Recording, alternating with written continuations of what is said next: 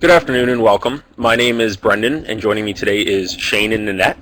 And today we'll be tackling a new piece of technology that is moving quickly up the technology ladder called the Oculus Rift. Shane, what do you know about the Oculus Rift currently?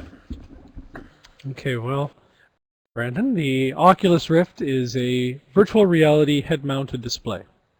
And so, to explain that a little better, give you a little bit more detail, it's a product that you would wear on your head, and it's composed of two HD screens that fill your entire field of vision and project an image back that immerses the participant in a fabricated or virtual world. That's actually an excellent description, Shane. This powerful piece of technology has users immersed in virtual reality like never before. And it combines two lenses, which displays through a high-definition screen mounted to a pair of very futuristic goggles. And it's completely like something out of the movies. And after not only a year, this piece of technology is quickly becoming paired with top-of-the-line audio and mobile components. Yeah, that's right, Nanette, and it definitely is something right out of the movies. Extremely futuristic. Great product. The technology recently has been introduced, and consumers and the industry itself has basically sought the funding through Kickstarter, which is a campaign where you're able to solicit money with the intention to further produce a product or an idea.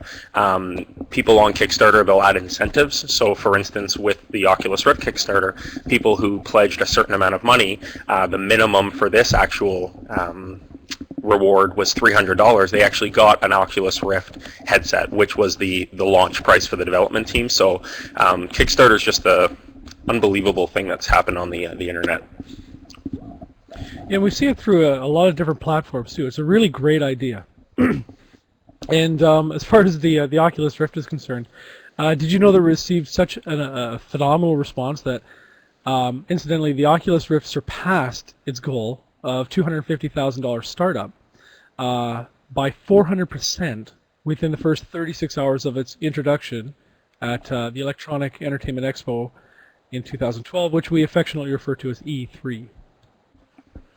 Well, that was probably due to the fact that the product was available for the consumers to test, which is most likely it far exceeded their expectations, and it was a genius way to obtain the money that they needed. And the Kickstarter campaigns, I kind of see it that it could potentially be the future of new technology funding and bringing great ideas to fruition, in a timely manner.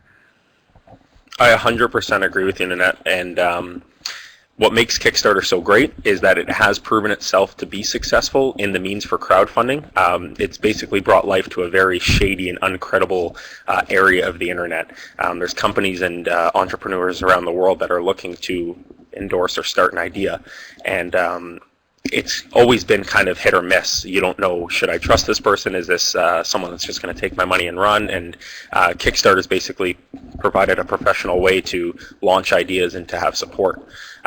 There's always going to be looking for someone to push a product or launch a new idea or a website, and that's never going to change. But the interesting thing about Kickstarter is that the reward for investment is available, and if you support technological advancements, it just makes it really intriguing and fun. You can follow the growth of this product, this company, from day one right up through to the launch into the stores. You can say, I was a part of that. I'm part of that technology. You can grow with the developers, watch how the money's been spent. You can see exactly where they're allocating funds, where they're investing, where they're producing offshores, onshores. And companies themselves offer the product when it's ready for market. And in a lot of cases, like we were saying, there is incentive programs where you can actually get your hands on that product, being a Kickstarter. Yeah, I mean, as far as this piece of technology goes, what we're looking at is it's just a display screen, and so it still requires some sort of a console or something with which to project those images or bring those images through the displays. Sorry, excuse me. So the displays themselves are 7-inch LCDs, both lens positioned over top of the eyes to provide 90 degrees horizontal and 110 degrees, in the vertical 3D perspective. The desire for the Oculus Rift to take over the mobile industry to try to tap into some of that cell phone and tablet market really does make me curious. So I'm interested to see where this is going to go. So all that said, what does this mean, and how does the Oculus Rift fit as a learning tool? How does it fit within that HCHI model? Well, Shane, based on the HCHI model, the Oculus Rift definitely fits in within the technical and informational domains.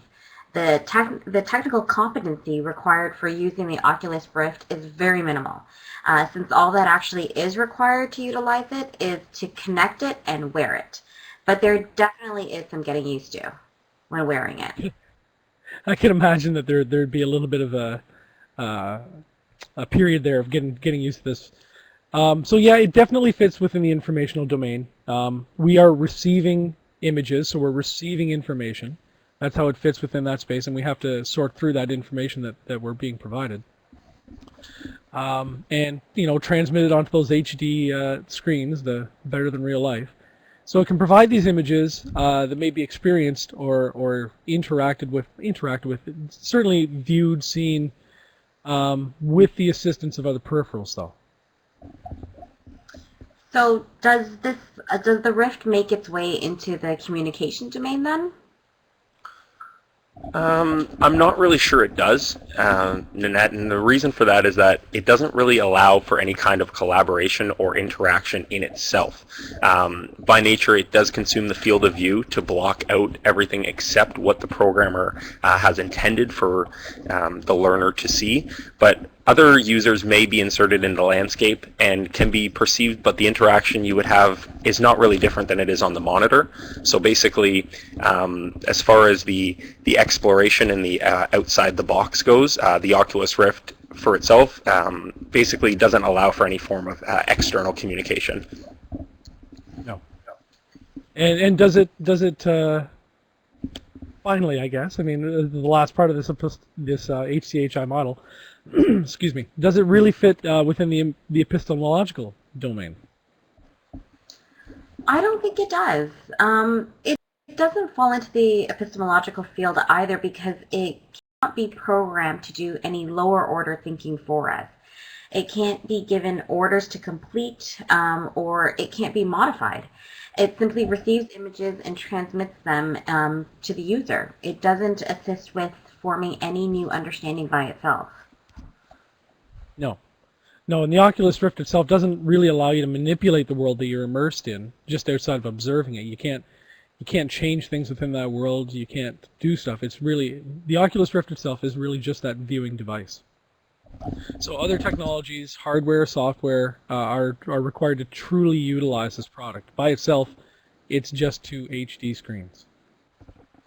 Yeah, that's right, Shane. And there is a lot of companies on board with trying to enhance the Oculus Rift experience. There's other means for simulation that are kind of come to light over this past year or two as basically the perfect grounds for a virtual reality headset have been created, and developers are jumping on it. We're going to look very quickly at a quote that Dr. Rowland had said to us in regards to learners' ability to construct learning, and that is, if learning is defined as an active construction of new connections between existing neurons through the process of assimilation and accommodation, that will be its effect on learning. Although that being said, some people will not be able to use this technology to any of its effectiveness because they are just not able to make the transference of what they are seeing, experiencing, to any kind of the knowledge building. As the saying goes, you can lead a student to knowledge, but you can't lead them to learn. Yeah. So the effectiveness of the Oculus Rift is going to be in its ability to immerse the user in the world that the programmer defines. And the more believable that experience, the closer that the student will be able to, or the closer the transference of those skills that the student will be able to make between the experience the Oculus Rift is giving and its real-world application. So this will be useful in experiential learning and even if the emotional connection between those learning experiences. And I'm sure that it's only going to improve as a product as time goes by. So it's going to be the one to watch. So thank you, everyone, for being a part of this discussion today, and we'll leave it at that.